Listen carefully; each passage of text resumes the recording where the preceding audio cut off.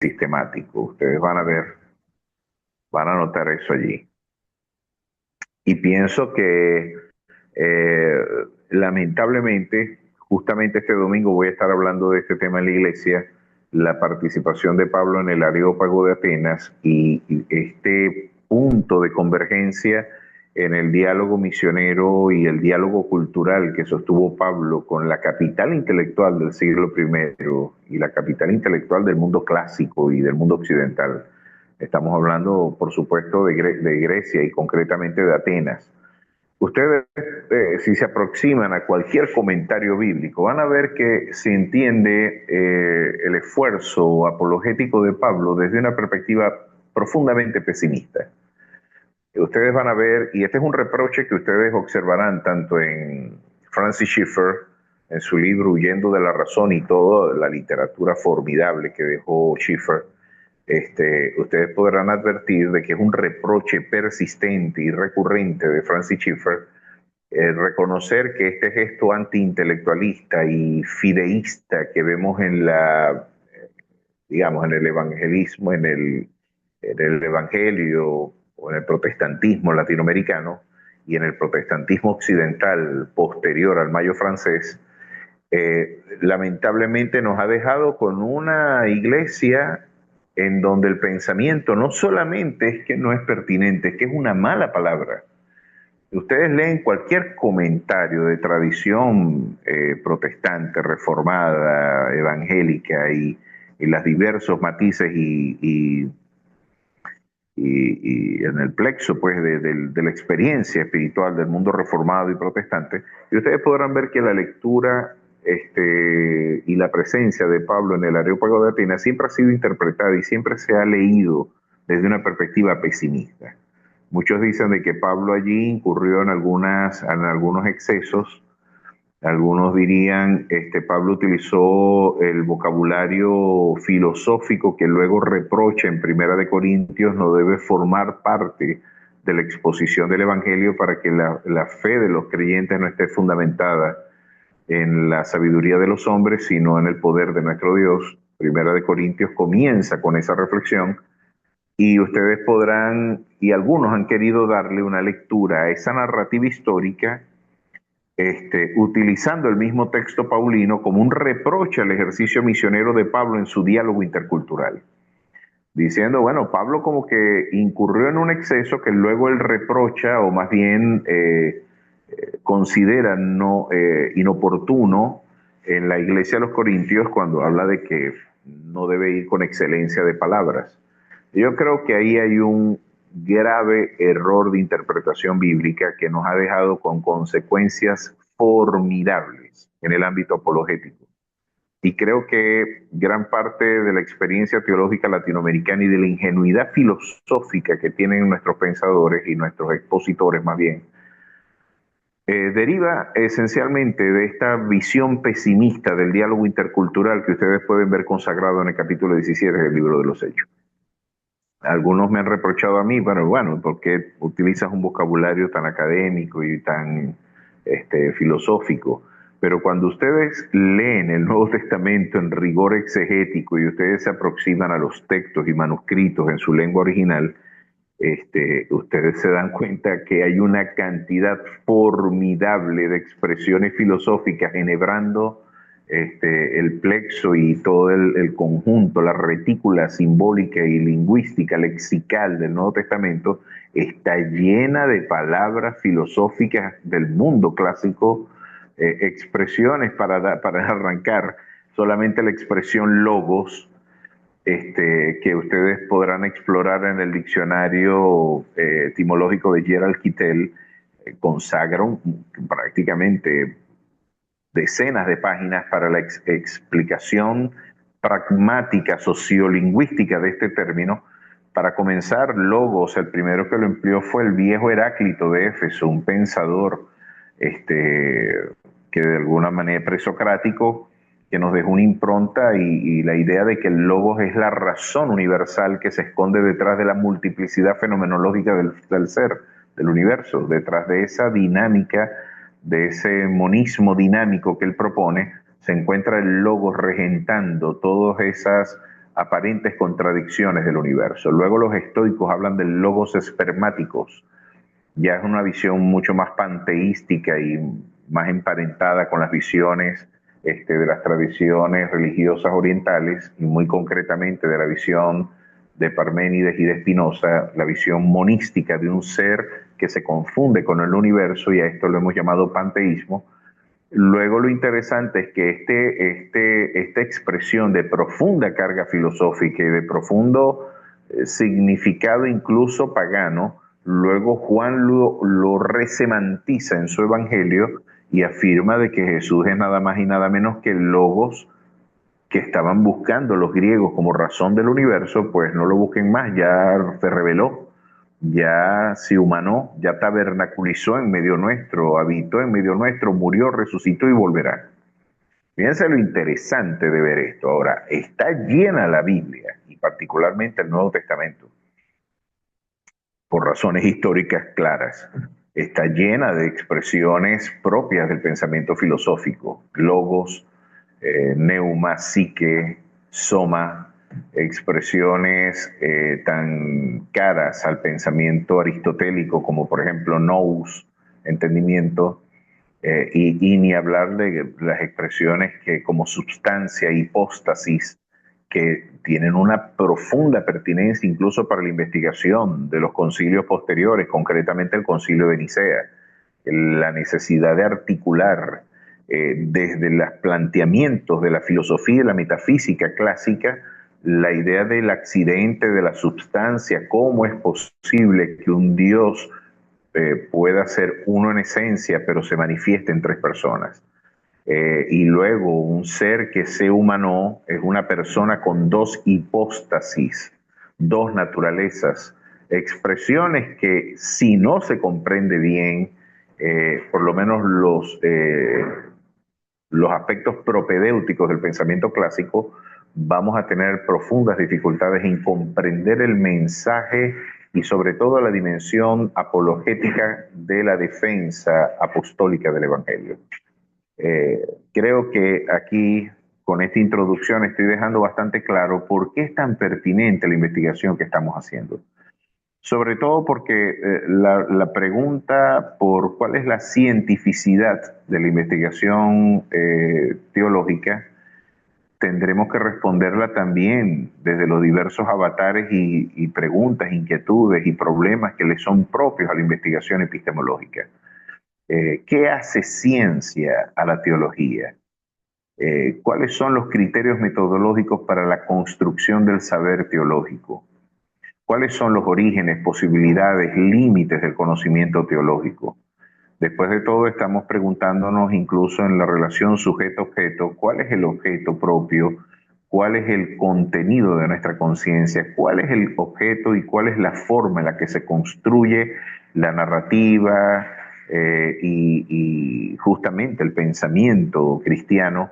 ¿Desde cuáles categorías podemos interpretar la idea de Dios? Pues son preguntas que no solamente se hace el mundo académico. Yo creo que son preguntas que el investigador, el teólogo responsable y el teólogo documentado eh, en una clara y de alguna manera lúcida aproximación a los grandes problemas de la historia del pensamiento, tendrá que responder también. He allí la pertinencia y justificación de este encuentro. Pero bueno, sin más dilación, vamos al tema. Y bueno, ahora sí podemos presentar la imagen, hermano Rafael. Si es tan amable, ya la puede poner allí en pantalla. Yo creo que ya ahora sí tenemos quórum. Alguien que me responda. Melvin, creo que Pro- sí, ya se están Profesor, sumando. profesor, sí, mi hermano, ya Adelante, dio. Melvin. Sí, mi hermano, antes de Excelente. pasar al próximo punto, te quería Muy hacer bien, una mención y tú me vas a corroborar muy bien. qué tan exacto estamos. Sé que en la venida del Señor, en su muerte, bueno, en su primera venida, claro, sabemos que los Muy bien. tiempos eran perfectos, ¿no? Todas las circunstancias se dieron, el imperio colaboró, todo estaba perfectamente, pero con referente a lo que mencionaste, algunos le apuestan, mi hermano, que no había ninguna cultura antes de Cristo, sino que fue en ese tiempo como la cultura griega, que contaba exactamente con el lenguaje que era necesario para poder entender Ujú. las profundidades bíblicas, mi hermano. Pregunta, mi hermano. Sin duda. Podemos decir, sin duda alguna, de que en su sabiduría Dios decidió utilizar precisamente esa cultura, porque no había otra anteriormente que contara con los elementos adecuados para poder entender la esencia del Evangelio y poder entender las grandes verdades que nosotros entendemos con respecto a la divinidad de Cristo, a la esencia de Dios, a todo lo que se manifestó en ese tiempo, mi hermano. ¿Es correcto? Sí, sí, yo comparto plenamente esa perspectiva. Yo la comparto plenamente. Y creo que no es casualidad de la traducción de la Septuaginta y luego, por supuesto, la incorporación el Nuevo Testamento y, digamos, el contexto sociohistórico y sociolingüístico que integró la comunidad apostólica, los enormes desafíos culturales, misioneros, apologéticos que tuvieron que afrontar, porque hay que recordar que la apologética surge en un contexto de defensa, de argumentación y la institucionalización que históricamente la Iglesia tuvo en sus primeros 4 siglos fue forjada a través de profundos debates, de elaboraciones muy rigurosas y de, por supuesto, una comprensión de gran parte de esas categorías, tanto antropológicas como metafísicas, filosóficas, epistemológicas, que le fueron propias al pensamiento clásico. Hay tantas expresiones en el Nuevo Testamento que ustedes pueden conseguir en la literatura clásica de Aristóteles, de Platón y de gran parte de los pensadores del mundo clásico que ustedes se sorprenderían. Yo creo que nuestras traducciones solapan, encubren la presencia de ese diálogo intercultural que queda bastante claro cuando ustedes lo exploran en sus lenguas originales. Ustedes no va a quedar más remedio que si usted explora en rigor exegético Juan 1.1, pues usted va a tener que trabajar duramente con algunas categorías y la evolución de esas expresiones a lo largo del pensamiento filosófico en el mundo occidental. Bueno, sin ser un plagio del pensamiento clásico, sí existió un fenómeno de resemantización. Claro que la revelación viene a verter ese contenido revelado en la lengua griega, que para todos nosotros es conocido, es la lengua que se ha empleado para la articulación del vocabulario científico. Y sin duda alguna, quizás una de las limitaciones que la lengua hebrea tenía era justamente que era una lengua muy concreta. Las elaboraciones abstractas y las categorías, complejas categorías que el mundo griego y que el pensamiento helenístico le legó a la cultura en Occidente, fueron integradas plenamente dentro de la elaboración teológica del Nuevo Testamento. Comparto plenamente la lectura de cómo providencialmente Dios empleó quizás el esfuerzo de globalización más exitoso que ha conocido la historia de la cultura fue el proyecto de helenización de Alejandro Magno. Yo creo que ese vehículo cultural sirvió sin duda alguna como una plataforma muy eficiente para la transmisión de las grandes verdades consagradas en nuestra fe. Yo creo que fue una actividad providencial y no me cabe la menor duda. Es interesante ver, bueno, cómo los distintos autores de nuestra fe han interpretado esta concurrencia. Filón de Alejandría, les decía yo la semana pasada, participaba de la idea de que quizás esas comunidades en el exilio, tanto asirio como caldeo, llevaron la revelación bíblica a otros horizontes y derroteros geográficos, y eso puede explicar, por ejemplo, cómo en el siglo IV antes de Cristo ya Aristóteles estaba hablando del argumento cosmológico como prueba de la existencia de Dios. Las 5 vías de Tomás de Aquino no son otra cosa que una reelaboración de los planteamientos aristotélicos clásicos. Aristóteles hablaba de las pruebas de la existencia de Dios y Tomás de Aquino lo que hace es verter ese contenido en vocabulario cristiano, pero ya el mundo pagano helenístico hablaba de esas pruebas de la existencia de Dios y concretamente la prueba cosmológica y teleológica con un fundamento incontrovertible. Lo cierto es que sí, tengo que decir que sí a tu afirmación. Yo comparto plenamente esa lectura. Pero bueno, Si hay alguna otra pregunta, inquietud, pueden hacerla ahorita. Créanme que me interesa mucho recoger el feedback y cómo ustedes van integrando estas reflexiones. La pregunta por la construcción del conocimiento, esa pregunta filosófica fundamental, cómo podemos conocer, es posible el conocimiento, cuáles son los orígenes del conocimiento, cuáles son los límites del conocimiento humano, cuáles son las posibilidades del conocimiento humano y la naturaleza del conocimiento humano. Hemos tratado de ir respondiendo cada una de estas preguntas en nuestros distintos encuentros. Pero bueno, hoy vamos a estar hablando de dos aspectos y de tres aspectos más bien, muy importantes de la investigación epistemológica. Y yo les había dado a ustedes como texto fundamental el texto de Johannes Hessen. ¿Recuerdan ustedes? Oye, se me perdieron. ¿Me están viendo allí? Sí, profesor. Dígame, ¿Me están viendo? ¿usted logra ver la pantalla desplegada? Sí, es más, lo ve usted en dos imágenes. Wow. Ajá, pero Sí, entiendo que este es el material que usted quería compartir, ¿no? El que está en pantalla. sí. Para Ok. ver, póngamelo a ver. Ahí está desplegado. Ah, muy bien. Déjame ver aquí un momento, ya va. Que yo soy, Hermano, es creo mover. que el que está enredado soy yo. Sí, no, solo mueva su Ok, pantalla y ya va a ver el. sí, ya lo vi. Ok, ok, Sí, ya, gracias. aquí estamos. Ya va, déjame ver que yo soy el que está enredado soy yo. Ahora sí estoy, ahora sí. Creo que moviendo la pantalla hacia este lado, ok, lo veo muy pequeño allí.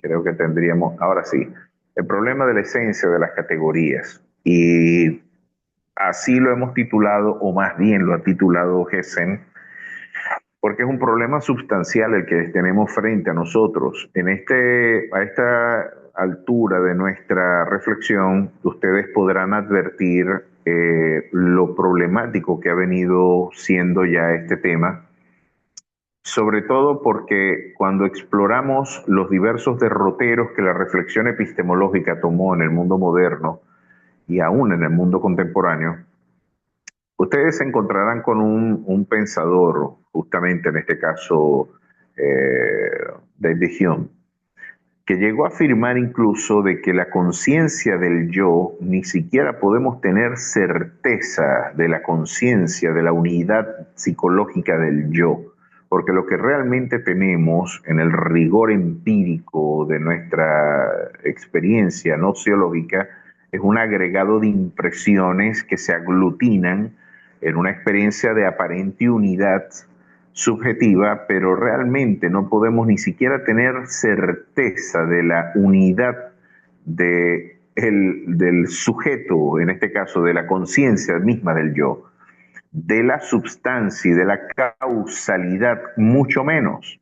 ¿Cómo podemos hablar de una instancia metafísica, de una instancia que le aporte identidad metafísica y ontológica a las entidades, cuando lo que realmente nosotros podemos ver a través de los sentidos son datos accidentales?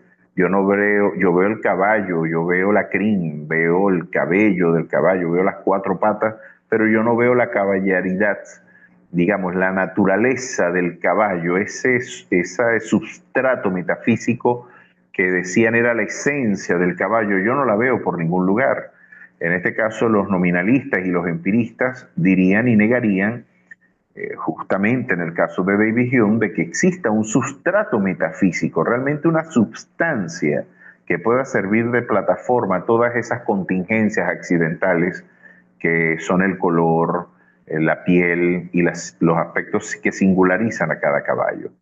Sin embargo, bueno, el problema se torna algo complejo es cuando nosotros empezamos a preguntarnos, cuando nosotros tratamos de definir el conocimiento, y tratamos de definir cuál es la naturaleza de ese conocimiento. El carácter del conocimiento es eminentemente subjetivo u objetivo. ¿Es el objeto el que determina al sujeto o es el sujeto quien determina al objeto? Pues ya hemos visto cómo esta pregunta entre realistas e idealistas ha encontrado irreductibles tesis. desde la perspectiva del realismo, que es la perspectiva que por supuesto suscribirían los cristianos, creemos en que existe un mundo con independencia fáctica, con independencia metafísica y trascendente, más allá de nuestra conciencia. Reconocemos que existe un universo que no es configurado por mi conciencia, sino que lejos de ser una construcción, objetivación o desdoblamiento de mi conciencia, ese mundo tiene un estado de posibilidades independiente de mi propia conciencia. Yo no tengo que ver el mundo para que el mundo sea. Sin embargo, los idealistas han llegado a algunas conclusiones, incluso en el planteamiento neocantiano, como bien lo advierte Hessen. No solamente se afirma de que el sujeto construye la esencia del objeto, sino que incluso su existencia depende del sujeto. Imagínense, estamos diciendo de que el mundo es una objetivación o desdoblamiento de la conciencia misma. Esto, aunque ustedes no lo crean y le parezca un asunto de delirio, es un tema neurálgico y es un tema que muchos autores los han asumido como prácticamente un dogma filosófico. Sí, señor, el mundo es una construcción subjetiva. Como yo les decía la semana pasada, Johannes Hessen, Peter Berger y Thomas Luckmann, en su libro La construcción social de la realidad, nos hablaban de esa definición. En realidad, el mundo se construye intersubjetivamente. Imagínense las implicaciones que esto tiene en el orden exegético, en el orden de la cosmovisión, y cómo esto puede explicar por qué gran parte de los detractores de nuestra fe consideran de que es innecesaria la búsqueda de evidencias, porque en última instancia la verdad no es un problema de adecuación del entendimiento con la cosa, sino del pensamiento con el pensamiento mismo. Esto explica por qué muchos interpretan que la identidad de un sujeto no tiene que ver con datos objetivos, biológicos, sino con la autopercepción que el sujeto tenga. El sujeto no tiene por qué construir una identidad desde datos objetivos, porque después de todo es estéril la búsqueda de la identidad metafísica del hombre en la evidencia objetiva, sino más bien habrá que desentrañar esa identidad en la autopercepción subjetiva, y esto explica gran parte de los desvaríos del mundo postestructuralista y de la ideología de género y de todos los grandes desafíos apologéticos que hoy tenemos, no solamente como planteamientos filosóficos, sino que ya incluso están atentando con la posibilidad de legislar y incluso suprimir algunos de nuestros grandes logros históricos y la posibilidad incluso de nuestras libertades civiles para la proclamación del Evangelio. Ustedes podrán ver que estas ideas no son inocentes. Estas ideas tienen profundas implicaciones espirituales y políticas también. Pero bueno, con el término categoría, nosotros queremos definir, viene del griego categoría, la misma expresión, predicado o atribución, en sentido aristotélico originario. Las categorías son los géneros supremos del ser, las formas fundamentales bajo las cuales se puede predicar algo de un sujeto. Sin embargo, aborda el problema desde una perspectiva nociológica. Las categorías no son meras clasificaciones ontológicas, sino formas del pensamiento que intervienen en el conocimiento de la realidad. Cuando hablamos de categoría, estamos hablando de los aspectos que hacen posible la comprensión e interpretación del mundo. De hecho, esas categorías son las que permiten forjar y las que permiten elaborar una predicación del mundo. Esas categorías, como condiciones necesarias del conocimiento, son las que hacen posible la integración y la sistematización de ese dato que integra nuestra conciencia como representación del mundo. Lo cierto es que esas categorías, en el caso del pensamiento aristotélico, no son el producto de un sujeto trascendental, como sería en el caso de Immanuel Kant, que esas categorías son un aporte del sujeto e incluso el sujeto es quien construye el objeto, sino que en el caso de Aristóteles es, por el contrario, un fenómeno de simetría entre la racionalidad del sujeto cognoscente y la racionalidad que está presente en el mundo que es objeto de conciencia. A pesar de que esas categorías tienen un valor subjetivo y epistemológico, Aristóteles dirá y concluirá de que también tienen un asidero metafísico, ontológico. Hay un paralelismo, hay una simetría, hay un elemento digamos, de simetría entre mis contenidos y mis formas de conocer y las estructuras lógicas y racionales del universo. Eso permite de que yo pueda elevarme a conceptos de universalidad, porque todos podemos conocer la universalidad de un contenido de conciencia porque participamos de las mismas categorías universales que hacen posible el pensamiento. Aquí nos encontramos que este es el problema fundamental. ¿Cómo podemos conocer? Y este problema de las categorías se ha convertido en un extraordinario problema porque para muchos esas categorías son un aporte del sujeto al mundo que es contenido de conciencia. Imagínense los niveles de delirio. Yo sé que es difícil de comprender lo que ellos están aquí planteando. Sin embargo, es una de las tesis fundamentales y como lo diría Hans Limbs, estamos en el cautiverio de esa subjetividad desde Descartes y su cogito cartesiano. El pienso, luego existo, dejó al sujeto cognoscente recluido en la mismidad de su subjetividad y nos ha dejado pues en esta delirante perspectiva. Sin embargo, en sentido aristotélico originario, las categorías son los géneros supremos del ser, las formas fundamentales bajo las cuales se puede predicar algo de un sujeto. Ese, sin embargo, aborda el problema desde una perspectiva nociológica. Las categorías no son meras clasificaciones ontológicas, sino formas de pensamiento que intervienen en el conocimiento de la realidad. Vamos a ver la siguiente lámina. Veamos cuáles son esas características. Adelante, hermano Rafael. La tesis central de Gessen sobre la categoría. Gessen sostiene que las categorías no son datos inmediatos de la experiencia, sino productos del pensamiento. Es interesante ver la perspectiva conciliadora, y en este caso Gessen se resiste a la postura idealista. En este caso él sostiene de que existen escollos muy profundos en el planteamiento idealista, entre otras cosas de cómo yo puedo establecer un paralelismo entre mis categorías y el mundo como alteridad objetiva. ¿Por qué existen estos paralelismos? No pueden ser producto de una elaboración subjetiva, no puede ser solamente un aporte subjetivo la construcción del conocimiento. El gran escollo que tiene que resolver el idealismo es si el mundo es una objetivación de mi conciencia, ¿por qué el mundo le ofrece resistencia a mi conciencia? Existen aspectos de la voluntad y aspectos que se resisten, en este caso, a ser manipulados dentro del aparato de mi, no solamente epistemológico, existen aspectos que le ofrecen resistencia a mi voluntad. El mundo no está hecho a mi medida. Y los idealistas tendrán que dar razón de por qué, si el mundo presuntamente es una objetivación de la conciencia del sujeto cognoscente, ¿por qué entonces el mundo le ofrece resistencia al yo?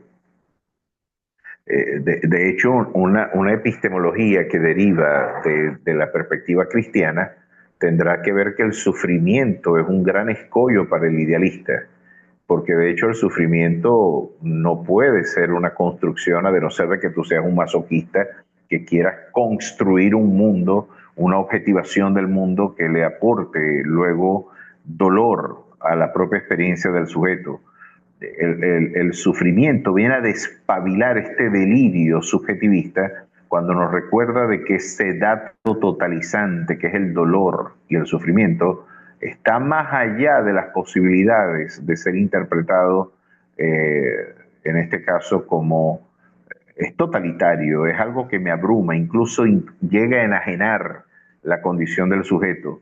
Es tan opresiva en algunas ocasiones el dolor y el sufrimiento que vemos como el objeto de nuestro sufrimiento, o más bien el objeto que promueve el sufrimiento, puede aniquilar y anonadar realmente incluso nuestra experiencia subjetiva.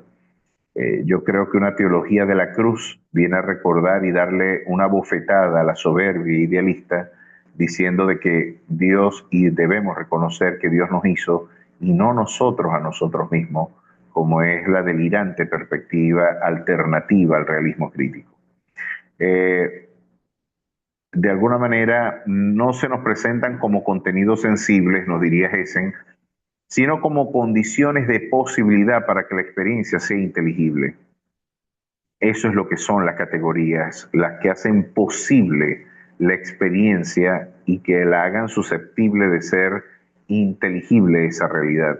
Esta posición implica un distanciamiento tanto del empirismo radical, para el cual solo hay impresiones sensibles, como en el caso de David Hume, como del racionalismo dogmático, para el cual las categorías son realidades metafísicas en sí mismas. Ok, ¿qué nos está diciendo? Bueno, estas categorías no pueden ser un exudado de los objetos de mi conciencia, no pueden ser solo una impronta del dato objetivo en mi conciencia. Tiene que haber un elemento de simetría entre mi realidad subjetiva y la racionalidad objetiva del universo. Es lo que nos está diciendo Hessen. Sigamos adelante. Veamos acá.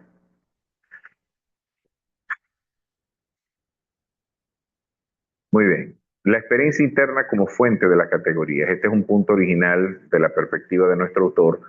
Hessen afirma de que la experiencia interna, la autopercepción del yo, sirve como modelo para la formación de los conceptos categoriales. Sostiene textualmente, la experiencia interna es la que nos sirve de modelo tanto para la formación del concepto de sustancia como la formación del concepto de causa. Por nuestra vida interior sabemos que lo que significa ser sujetos de propiedades, pues nos vivimos a nosotros mismos como sujetos de una vida interior. Claro, esa mismidad incontrovertible y evidente que es la subjetividad del sujeto cognoscente, de alguna manera se presenta como un dato abrumador para nuestro autor, para Hessen. Oye, tenemos una idea intuitiva de lo que es la substancia porque nosotros mismos encarnamos la idea de una realidad invariable a través de los cambios. Nosotros podemos entender de que hay un mundo que tiene aspectos uniformes, regulares y universales, porque yo puedo hablar de Jorge a pesar de los distintos cambios que yo he sufrido en mi vida, de los accidentes, por ejemplo, mi edad, mi estatura, el lugar donde he vivido, mi condición civil, todo eso ha cambiado. Ya yo no estoy sujeto ni mantenido por mis padres. Yo ahora estoy casado, soy pastor de una iglesia y estas cosas pueden ir evolucionando y aún cambiando, pero hay un núcleo sustancial que se mantiene a través del cambio, de esa conciencia histórica del yo. Pues esa misma experiencia subjetiva es la que dice Hessen, nos brinda como una evidencia clara e incontrovertible, como una intuición originaria de que nosotros también tenemos aspectos que invariablemente se mantienen permanentes a través del cambio. Ese elemento substancial tenemos como elemento ejemplarizante y palmario y bastante claro y evidente que nuestra presencia de un yo histórico y esa identidad subjetiva originaria es una prueba de que existen también realidades universales e invariables a lo largo o a través del cambio. Eso yo creo que es un dato interesante y uno de los grandes aportes que Hessen hace en su libro sobre, claro, tratando de responder a gran parte del neocantismo que de alguna manera se había presentado como alternativa epistemológica en este caso y como una teoría a impugnar en el caso de Hessen, sobre todo por su ascendencia fenomenológica en el caso de Johannes Hessen. Veamos y continuemos con la siguiente lámina. Ok, sigamos con la siguiente. Vamos a ver, sigamos con la siguiente, porque yo creo que podemos hacer... Ok, adelante. Ok, podemos hacer algo bien interesante, porque yo creo que para la comprensión de estos conceptos vale la pena que empecemos a preguntar a los participantes cómo van metabolizando esta información. La tipología fundamental que Hessen nos señala, en este caso siguiendo una tradición que va de Aristóteles a Hartmann, entre dos grandes grupos de categorías. Recuerden que Aristóteles, Kant, Hartmann nos brindan unas propuestas de cuáles serían los fundamentos y los criterios que que hacen posible, que posibilitan, digamos, el fenómeno mismo del conocimiento, eso es lo que son las categorías, tiene de alguna manera esta taxonomía. Miren cuál es la categorización que ellos establecen. Tipo de categoría, función epistemológica. Ejemplos de esta categoría constitutiva constituyen la estructura fundamental de los objetos de conocimiento, substancialidad, causalidad, categorías reflexivas que se refieren a las relaciones lógico-formales entre conceptos como, por ejemplo, identidad, diferencia, unidad. Esas categorías fundamentales de nuestro entendimiento son las que él está señalando acá como tipología fundamental de nuestra investigación. Pero para los propósitos de nuestra investigación, como ya lo veremos más adelante, tenemos que detenernos en estas dos categorías fundamentales, que son la categoría de la substancia, la substancialidad y, por supuesto, la categoría de la causalidad. Es posible construir, asir un elemento invariable a través del cambio. Es posible establecer y afirmar de que existen pautas regulares en el comportamiento de los fenómenos del universo. La pregunta ¿es la esencia del universo o lo que yo trato de consagrar como saber una construcción subjetiva o realmente existen aspectos invariables de la naturaleza, una naturaleza invariable a través de la multiplicidad fenomenológica del ser? Pues para nosotros como cristianos y como realistas críticos la respuesta es sí.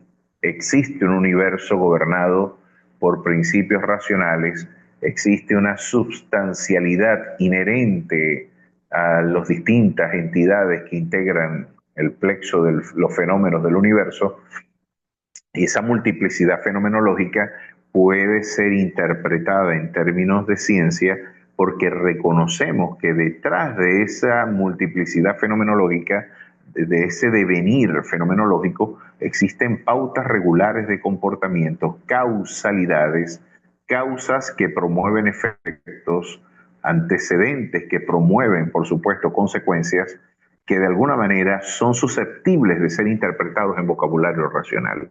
Esas dos categorías son sustancialmente dos motivos de interés fundamental para la investigación de la teoría del conocimiento especial. Sigamos con la siguiente lámina. Y vamos a ver por qué.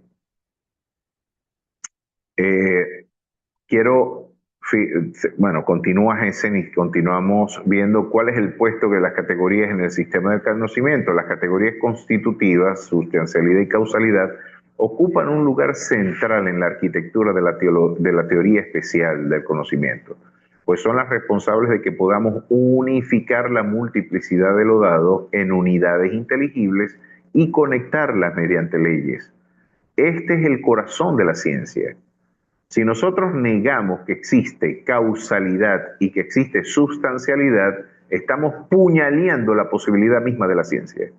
Ahora, tengo que decirles que la filosofía contemporánea se enrumba a negar estas dos categorías.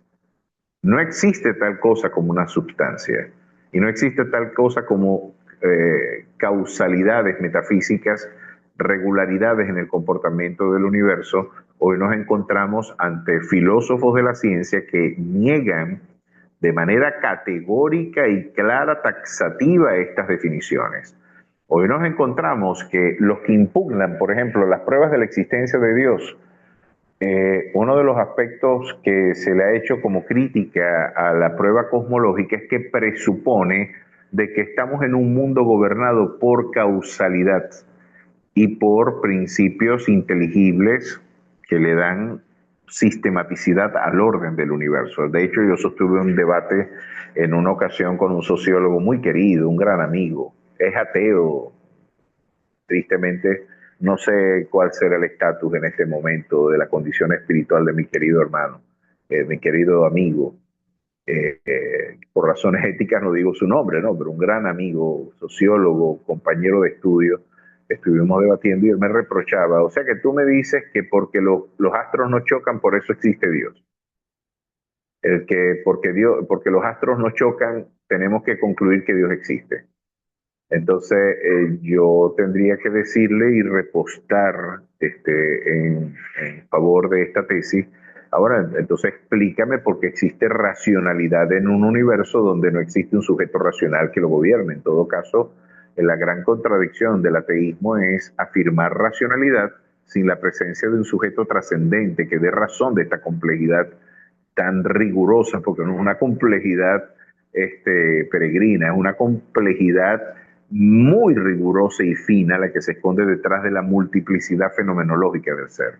¿Cómo podemos explicar, diría James Edwin Orr en su libro La concepción cristiana de Dios y del mundo, un libro que les recomiendo a ojos cerrados, búsquenlo, léanlo, es un documento denso, profundo, pero sumamente pertinente para la actividad apologética? Nos recordaría James Edwin Orr en esas conferencias en la Universidad de Oxford, de que esa es la gran contradicción del pensamiento ateo, y es la afirmación de una racionalidad sin un sujeto trascendente que sirva de sustrato metafísico a la racionalidad que le es propia al universo. Es el gran escollo a solventar en el caso de la cosmología y de la cosmovisión atea. Lo cierto es que para nosotros es absolutamente necesario brindar una apología de la categoría de la substancialidad y, por supuesto, de la causalidad, porque después de todo, nuestras pruebas de la existencia de Dios o la idea de la racionalidad de la existencia de Dios, más que una prueba, es la demostración de que es racional su existencia. De alguna manera tiene su fundamento en el hecho de que hay un paralelismo entre la racionalidad del sujeto cognoscente y un universo que también está siendo gobernado por principios racionales que tienen un estado de posibilidades independientes de la conciencia del sujeto cognoscente. Esas categorías, para negar la existencia de Dios, han tenido que negar las categorías que hacen posible el pensamiento mismo. Entonces, ellos profesando ser sabios, no solo se han quedado sin Dios, se han quedado sin la posibilidad de hacer ciencia negando a Dios. Y negando, tratando de negar a Dios a través de la impugnación de estas categorías, se han quedado sin la posibilidad de construir un conocimiento científico y un conocimiento, en este caso, racional. Hesen enfatiza que estas categorías no deben confundirse con meros hábitos psicológicos, como es en el caso de David Hume. Hume decía de que no existía causalidad en el universo, sino que lo que nosotros llamábamos causalidad era un fenómeno de asociación, de hábito psicológico, de ver que siempre que de alguna manera existen un antecedente, se da un consecuente. No, este es un hábito, pero no necesariamente hay un vínculo metafísico entre el calor y la evaporación. No, es que los dos fenómenos se dan por casualidad, como un elemento concomitante, y como siempre por casualidad se han presentado así, nosotros hemos forjado el hábito de pensar de que el calor luego genera evaporación, pero no existe tal cosa como un fenómeno realmente claro de causalidad entre calor y evaporación. No hay un vínculo metafísico, este es un hábito de conciencia que cualquier día puede dejar de ser.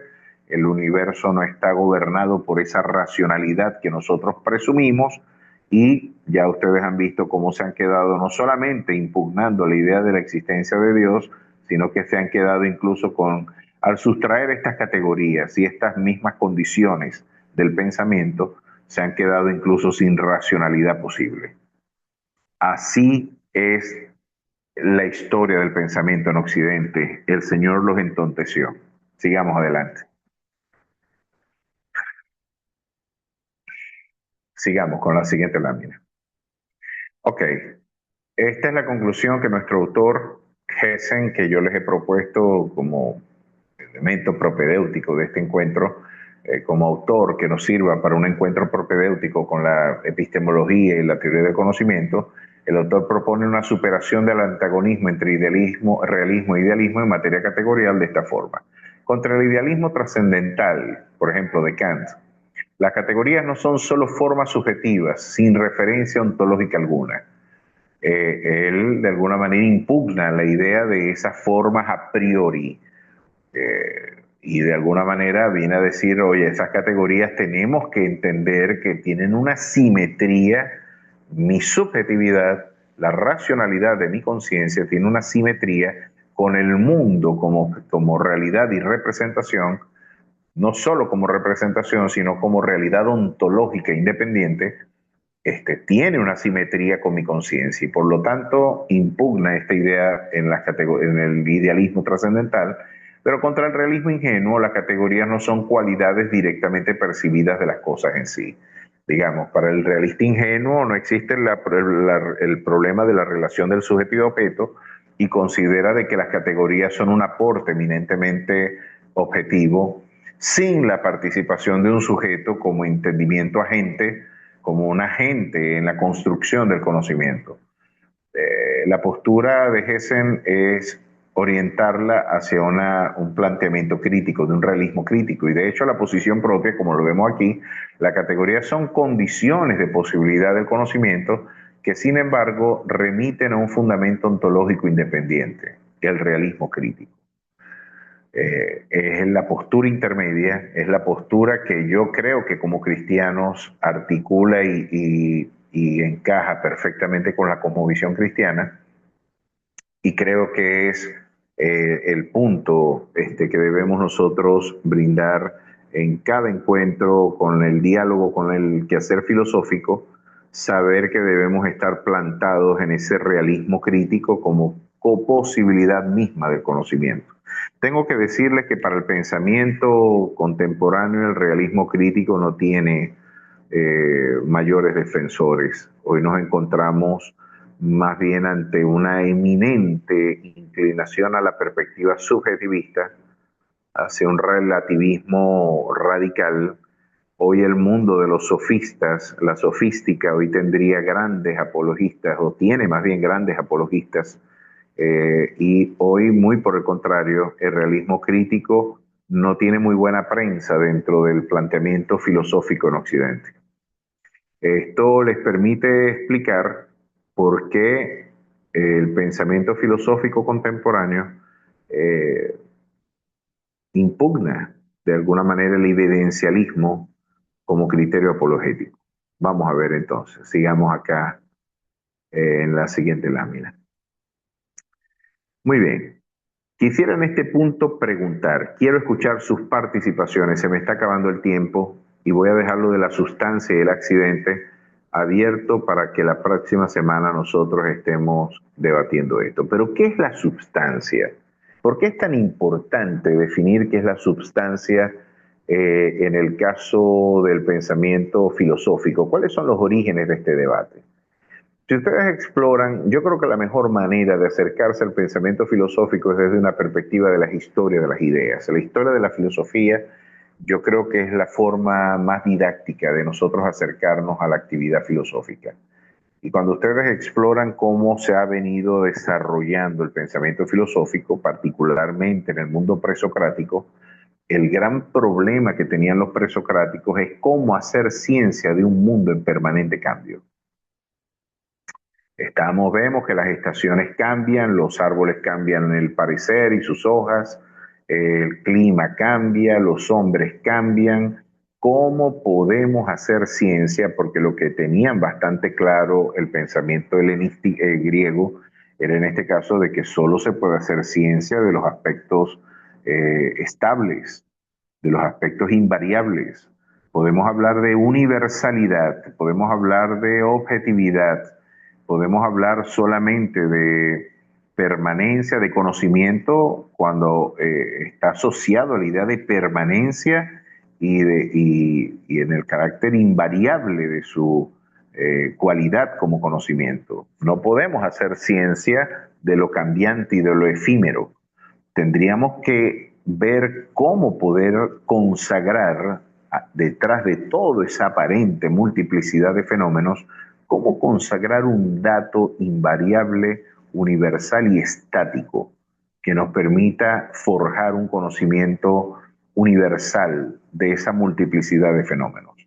Bueno, en este caso la respuesta vino particularmente y justamente con el pensamiento clásico. En el caso de Sócrates, Platón y Aristóteles, la evolución fue significativa, tanto para Sócrates en su conceptualismo, a pesar de que conocemos de Sócrates más por Platón y por sus detractores, porque Sócrates nunca escribió, pero podemos concluir que estas eran las perspectivas de Sócrates por lo que afirmaba en este caso su discípulo Platón, y luego podemos ver cómo Platón atribuye y responde al problema del conocimiento de la siguiente manera.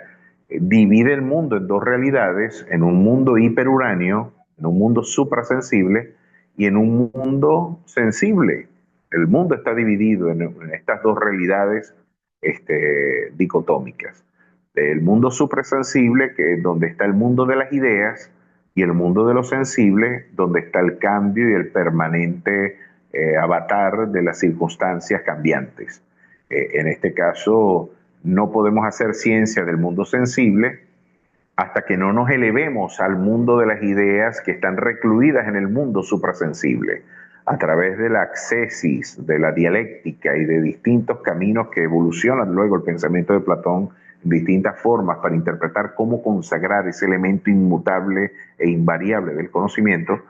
Él llega a la conclusión de que, bueno, podemos hacer ciencia solo de los aspectos invariables del ser, que en este caso están representados en el mundo de las ideas. Aristóteles diría, bueno, no tenemos que mirar al cielo para conseguir esas esencias en un mundo hiperuráneo. Y aquí es donde viene la dosis de realidad brutal con la que el realismo crítico aristotélico nos brinda. Esas ideas no tenemos que buscarlas en una instancia hiperuránea, suprasensible, como en el caso de Platón, sino que tenemos que entender que existen en las distintas entidades del universo aspectos invariables que son susceptibles de ser interpretados en términos universales y en términos de permanencia. ¿Cuál es esa dimensión del ser que puede ser consagrado y conceptualizado para forjar saber? La esencia. Todas las entidades están constituidas por elementos, un elemento substancial, una esencia y un conjunto de accidentes que particularizan a esas entidades. Por ejemplo, ¿cuál es la esencia de una mesa? Pues ser esa entidad, y ustedes podrán ver que pueden haber mesas amarillas, negras, anaranjadas, rojas, de distintos tamaños, de distintas formas, pero todas invariablemente son una plataforma sobre la que luego podemos suspender distintos artículos. Una plataforma con 4 patas que de alguna manera sirven para retener o para colocar sobre ella cosas y entidades que pueden ser suspendidas en el espacio colocándolas en su plataforma. Esa mesa, esa idea de la mesa, esa esencia de la mesa, ustedes pueden ver que invariablemente tenemos todos un concepto que después de todo lo que hace es traducir a través de los distintos cambios y a través de las distintas particularidades, abstraemos el elemento invariable universal de los distintos objetos que participan de la misma naturaleza, quitamos los aspectos particulares, abstraemos el aspecto universal, y ese aspecto universal, que es objeto de nuestra abstracción intelectual, abstraer es separar. En vocabulario filológico, etimológicamente hablando, el que abstrae, separa. Cuando yo separo lo accidental de lo substancial, el conceptum o el concepto lo que viene es a asir esa dimensión metafísica que es la esencia o la hipóstasis, la sustancia del ente, que luego es traducido en el juicio, y es lo que terminamos definiendo en el concepto como ese conjunto de realidades invariables de las entidades que participan de la misma naturaleza. Es una construcción, en este caso es la aprehensión intelectual de las notas y características distintivas de un objeto o de un conjunto de objetos, en donde elaboramos esta concepción. Concepto viene del latín concipio, concebir intelectualmente. Es como si hubiéramos concebido la naturaleza de ese ente a través del concepto.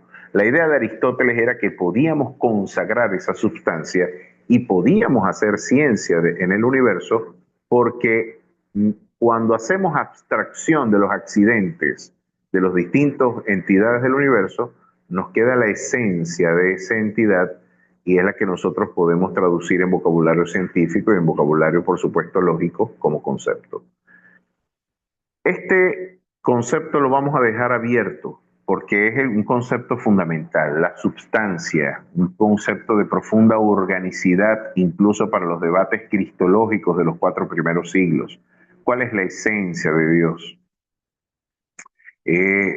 ¿Cómo podemos hablar de un Dios en 3 personas, una sola naturaleza? ¿Son 3 dioses? No son 3 dioses.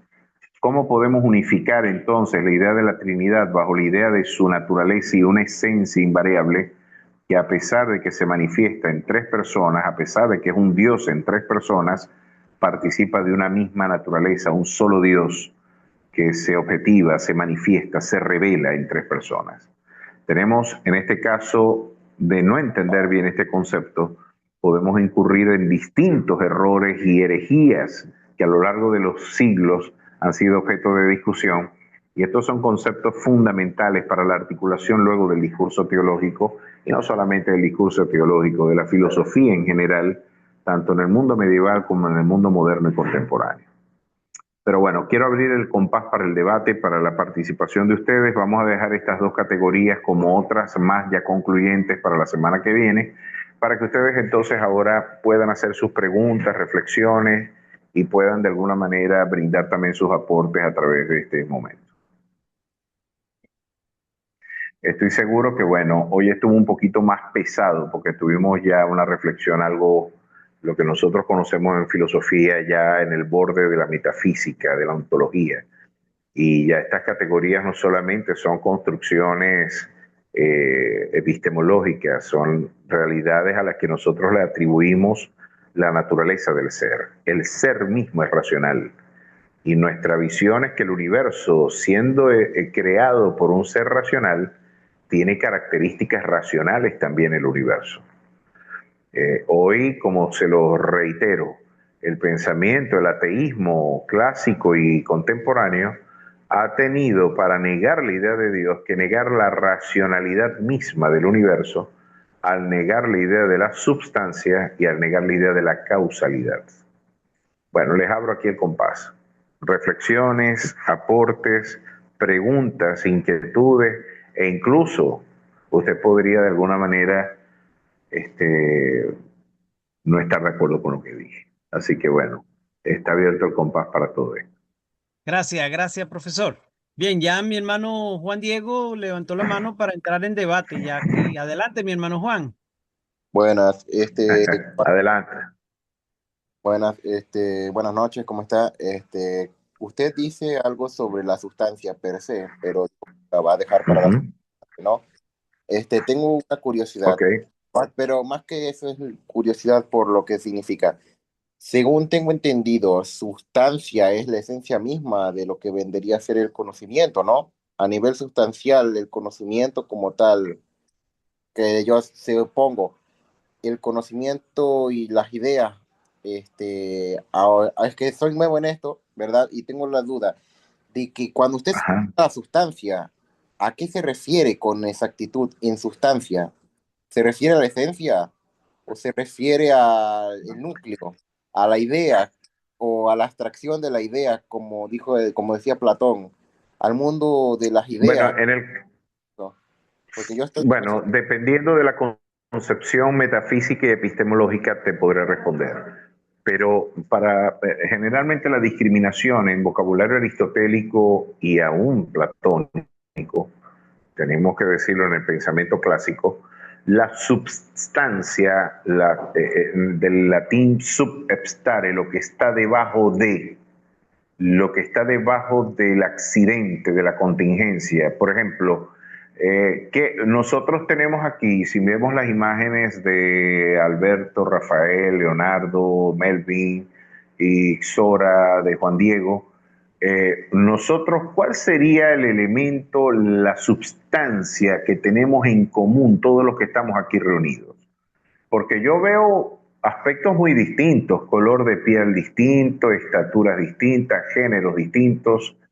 Quizás unos tienen el cabello de un color, los ojos de otro color, tendrán distintas morfologías y estructuras corporales y fisiológicas. Ahora, ¿qué es el aspecto que invariablemente unifica nuestra naturaleza?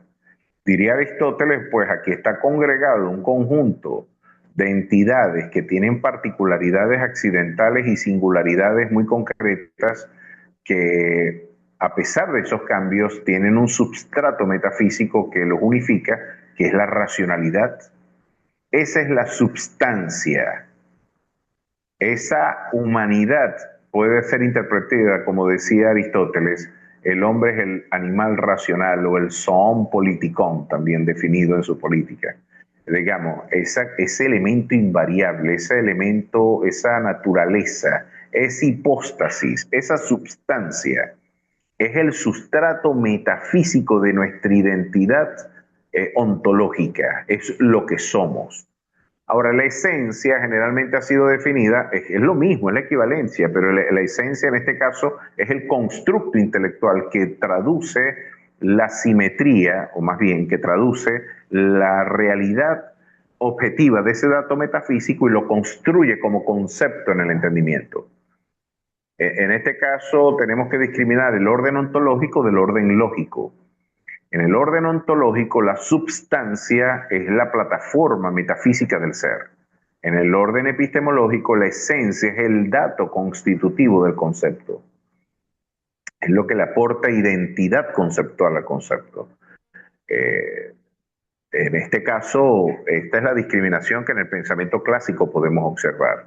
Sin embargo, en el idealismo vemos que la cosa es muy distinta. Ya en el idealismo kantiano y postkantiano y todo el pensamiento posterior a este giro copernicano que Kant le brindó al pensamiento moderno y contemporáneo, no solamente las posibilidades de la esencia del ser son una adacción, una objetivación o desdoblamiento de la conciencia, sino que incluso la existencia misma de la entidad ya es un aporte del sujeto. Imagínate, en este caso yo creo que estaríamos, un psiquiátrico encontraría una justificación de la esquizofrenia a través de estos planteamientos epistemológicos postkantianos, porque después de todo el universo es una proyección de mi conciencia y bueno, todo este delirio epistemológico es parte de la generalidad que el mundo contemporáneo ha suscrito y ha abrazado con profundo entusiasmo. De hecho, para negar la idea de la verdad objetiva han tenido que afirmar el elemento constitutivo y fundacional, ese punto arquimédico de la construcción del conocimiento, ya no es el objeto, sino el sujeto.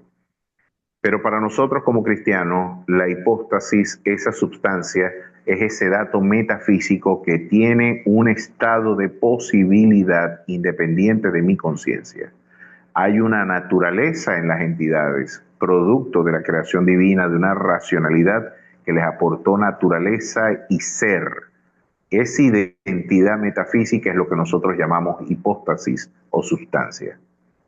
Y por supuesto la esencia es la que luego traducimos como contenido y representación de conciencia en el concepto. Entiendo. Bueno, fue interesante saber lo que a Platón y a Aristóteles definían como tal. Interesante saber que aún con todo siguió bastante vivo lo que vendría a ser el concepto de sustancia. Supongo que esto fue debido a la influencia de los pensadores de la Iglesia Católica Romana, que lograron hacer sobrevivir esos pensamientos clásicos, como lo llegaron a hacer a San Agustín de Hipona y todas esas clases de pensadores. Eso es muy interesante. El problema con gran parte del pensamiento católico es que, como decimos en Venezuela, con el pescado se fueron las escamas. Con el pescado se fueron las escamas. Y el problema es que al no discriminar los aspectos positivos de los aspectos negativos del pensamiento clásico, Tomás de Aquino se quedó con la misoginia que le era propia al pensamiento aristotélico. Tomás de Aquino participaba de la idea de que la mujer era un ser disminuido. Pero esto es un prejuicio no consagrado en el Evangelio, esto es un prejuicio que le es propio a la tradición filosófica aristotélica. Entonces, ese carácter misógino que está presente en el pensamiento tomista es producto de no haber discriminado lo santo de lo profano del pensamiento pagano. Y el otro aspecto, por ejemplo, en la política de Aristóteles, tú podrás ver consagrado como la apología más, la legitimación más clara que hemos tenido del fenómeno de la esclavitud la tenemos en la política de Aristóteles. Aristóteles participaba de la convicción de que se nace esclavo por naturaleza y que hay comunidades que al no tener las competencias intelectuales para su autonomía política requieren ser tutoriadas por potencias y en este caso por los que sí tienen las facultades intelectuales para el gobierno civil, para la actividad política, y en este caso los que no son helenoparlantes, esos bárbaros del verbo griego vareo, están entorpecidos, o quizás de la expresión onomatopéyica barbar, de ese balbuciente mal hablante, esos paganos que no saben hablar la lengua culta del pueblo griego, tienen que ser esclavizados por naturaleza, nacen como esclavos por naturaleza constitutiva. Y bueno, este fue la plataforma epistemológica de una de las instituciones más tristes que ha conocido la historia, que fue la esclavitud. El pensamiento tomista abrevó de esas fuentes y lamentablemente vimos cómo la iglesia mantuvo silencio frente a la esclavitud, fue porque no porque la Biblia legitimara la esclavitud, es porque esta gente empezó a brevar del pensamiento aristotélico y no discriminó lo santo de lo profano, de quizás del pensamiento clásico. Es muy lamentable, pero así fue. Entiendo. Sí, aunque es innegable su papel en la apología actual. Las 5 vías de Aquino Sin duda, sin duda, aún siguen siendo sin duda. a ver, ¿cómo es que se llama la, cos- la, tiene un nombre, este, la, la columna vertebral de lo que vendría a ser el pensamiento apologético occidental viene a ser de las 5 vías de Aquino, así que no puedo negar su Sí, influencia. sin duda. Claro, claro, claro, claro. Así mismo es. Bien, ¿alguien más? Preguntas, dudas, partos prematuros. Deben haber inquietudes, deben haber reflexiones. Por acá me hicieron una pregunta, pero no al grupo. Creo que me escribió, vamos a ver, permítame, ¿me están escuchando allí? ¿Me escuchan? Sí, sí, se le Alguien, escucha. alguien me escribió y bueno, no me escribió directamente por el grupo o por nuestro espacio de encuentro, en este caso la plataforma de Zoom, sino por WhatsApp. Buenas noches, hermanos, Dios les bendiga. He estado en algunas clases de epistemología, yo estoy estudiando filosofía, pero quisiera preguntarle sobre si tiene alguna bibliografía que debate y haga un análisis sobre el idealismo kantiano. Es un tema que en mi facultad suelen usar para hablar en contra del cristianismo, por lo cual me interesa debatir. Muchas gracias. Extraordinaria pregunta. Agradezco mucho que la haya presentado nuestro querido hermano. No sé quién me escribió, la verdad no puedo identificar su nombre, pero es una pregunta sustancial y yo creo que en estos días Héctor me dijo, oye, tenemos que hacer un Hola, programa Will. sobre la teología liberal y la forma en la que el liberalismo teológico y el racionalismo teológico alemán pues terminó derivando en esta suerte de naufragio teológico y lamentable condición. Autores como Emmanuel Todd, por ejemplo, en otro libro que les recomiendo profundamente, La derrota de Occidente, escrita por el sociólogo y demógrafo francés Emmanuel Todd, en el libro La derrota de Occidente, para hacerles un spoiler bastante simplificado del planteamiento de Emmanuel Todd, él concluye, y Emmanuel Todd no es conocido por ser cristiano, no estamos hablando de un pensador cristiano, estamos hablando de un sujeto que hasta donde yo tengo entendido está en las antípodas de nuestro planteamiento. Pero lo cierto es que él llega a la conclusión de que Europa hoy está en bancarrota justamente por el fracaso histórico del protestantismo continental.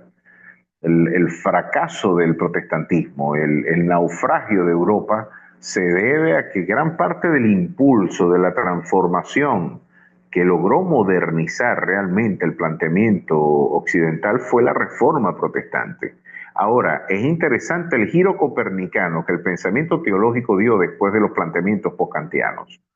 Y esta pregunta que el joven nos hace sobre la influencia del mundo kantiano y la impugnación que el planteamiento kantiano hace a la actividad teológica, bueno, tendremos que empezar diciendo de que Kant afirmaba de que la teología no es una ciencia, porque después de todo solo es ciencia lo que puede ser objeto de en este caso, el aporte empírico del dato teológico donde se encuentra. Kant es el responsable de que la iglesia post-ilustrada, post-kantiana, recuerden de que Kant era alemán y la profunda influencia que dejó en la academia alemana dejó una impronta bastante significativa también en la teología alemana, la teología donde nace la reforma. Ahora, es interesante ver que íbamos bien hasta que este planteamiento vino a ser un elemento disruptivo de la cosmovisión clásica cristiana, del realismo crítico cristiano, y dejó conferida la experiencia de la ciencia al ámbito de la subjetividad del sujeto cognoscente y la posibilidad de la ciencia recluida en el ámbito de lo fenomenológico nos dejó a Dios en el ámbito solo del fideísmo. Es una filosofía antiapologética, es un planteamiento que luego nos deja en el naufragio del fideísmo, el que lamentablemente experimentó Europa después del planteamiento kantiano. Y bueno, las influencias de Kant en el mundo teológico son formidables. ¿Cómo? Yo creo que las respuestas más lúcidas las han venido justamente de las tradiciones tomistas y neotomistas, han sido los que han brindado quizás una reflexión y las perspectivas neo-augustinianas también han servido como una respuesta desde la cristiandad a gran parte de la impugnación que el planteamiento kantiano le ha hecho a nuestra perspectiva. Pero lo cierto es que tengo que decirles de que la academia protestante casi irreflexivamente terminó capitulando frente a las perspectivas kantianas y hemos terminado con una teología racionalista y liberal en donde se parió algo que yo siempre lo digo con mucho sentido del humor y Héctor también se ríe cuando yo hablo de estos planteamientos. Nos dejaron con un animal raro, un teólogo ateo. Teólogos ateos. ¿Pueden ustedes imaginarse ese tipo de fauna con la que nos dejó el pensamiento liberal? Oye, un teólogo ateo es un veterinario de unicornios. Eso es un delirio. O sea, si el objeto de tu conocimiento no existe, ¿qué rayos tú estás estudiando? Si el objeto de tu conocimiento es un ente de ficción, vamos a interpretar entonces la teología como una construcción social, y de hecho esa es la conclusión a la que llegan algunos teólogos. El cristianismo, el judeocristianismo es el agregado mítico del folclore hebreo. Y el cristianismo no es otra cosa que la resemantización helenística del planteamiento judío. Con estos planteamientos que se inaugura todo un proyecto de impugnación de nuestra fe, y todo esto tuvo sus orígenes, desde mi perspectiva, desde justamente el planteamiento kantiano y las formidables implicaciones que esto tuvo en el ámbito epistemológico y por supuesto por derivación en el ámbito teológico.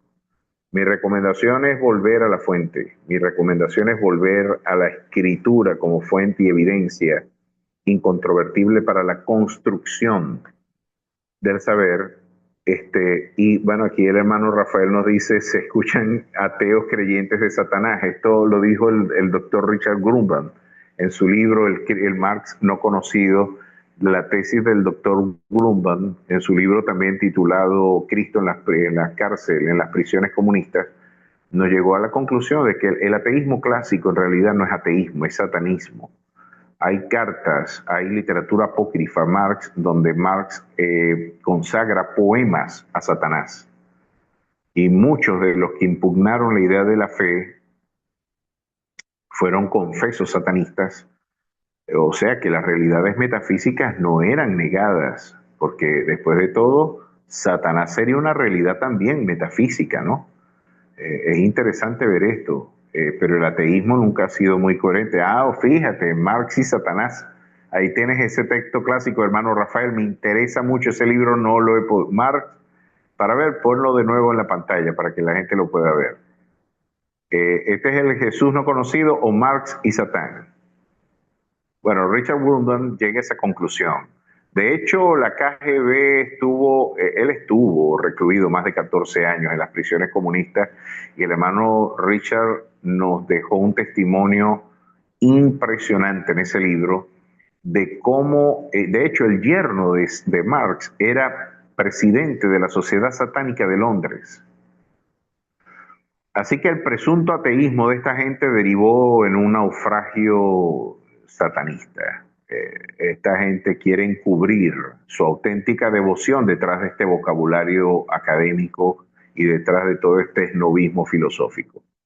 Palabrerías huecas que han dejado en naufragio y que estas ideologías, como lo diría Salomón en su libro, en el libro de Eclesiastés, son nocivos desvaríos que particularmente en el caso de la izquierda ha dejado nada más y nada menos que una bicoca de 140 millones de muertos, nada más con la experiencia de los gulags soviéticos y con la experiencia de la revolución cultural de Mao. Ahí podemos ver un ejemplo claro de cómo la praxis de estas ideas, la dimensión práctica de estas ideas, es la mejor impugnación de su veracidad. No hay mejor palo, no hay mejor cuña que la que sale del mismo palo. 150, 140 millones de muertos tiene la izquierda encima. Ahí podemos ver, si juzgamos las ideas no desde su teorización, sino desde su praxis, ahí tenemos una clara evidencia de que estamos ante ideas que son tóxicas y lesivas. Pues tendremos que decir que estas son las ideas que Kant negó y que lamentablemente han brindado. Aquí la perrita se me puso nerviosa, parece que llegó alguien.